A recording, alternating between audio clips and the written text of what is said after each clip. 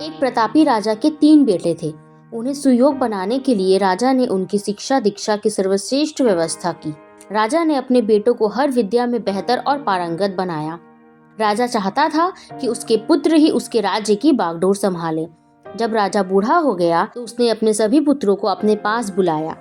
उसने कहा, पुत्र, हमारे राज्य में नाशपाती का एक भी पेड़ नहीं है, इसीलिए मैं चाहता हूँ कि तुम सभी एक पेड़ की खोज में जाओ और वापस आके मुझे यह बताओ कि वह कैसा होता है। लेकिन राजा ने एक शर्त भी रखी कि उनके तीनों बेटे अलग अलग और 4 मास के अंतराल में जाएंगे। इसके बाद तीनों आकर एक साथ प्रश्न का उत्तर देंगे। तीनों बच्चों ने एक साथ इस बात को स्वीकार किया। राजा का बड़ा बेटा सबसे पहले गया, उसके बाद मंझला और सबसे आखिर में सबसे छोटा बेटा गया। सभी अपनी अपनी खोज करके पिता के पास वापस आए।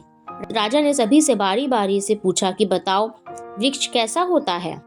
सबसे बड़े बेटे ने उत्तर दिया और कहा कि पेड़ बहुत ही अजीब है, उसमें ना कोई पत्ती ना कोई फल, एकदम सूखा है।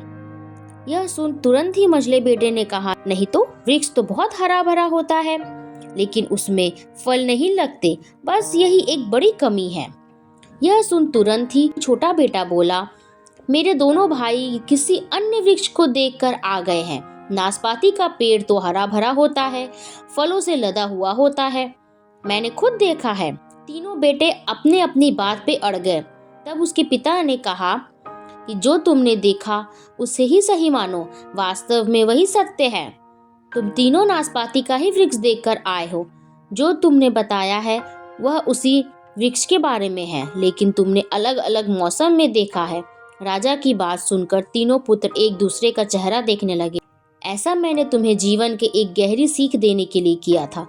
पहली सीख, किसी भी चीज को एक बार देख या जांच कर उसके बारे में पूरी जानकारी प्राप्त नहीं होती। किसी भी व्यक्ति या वस्तु के बारे में पूरी जानकारी प्राप्त करने के लिए उसका अवलोकन लंबे समय तक करना पड़ता है।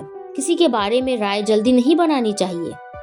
दूसरी सीख, हर मौसम हमेशा एक सा नहीं रहता। नाशपाती के वृक्ष पर जब भी मौसम का प्रभाव पड़ता है तो कभी वह सूखा तो कभी हरा भरा हो जाता है। ऐसे ही जीवन में उतार चढ़ाव, सुख दुख, सफलता असफलता का दौर आता है।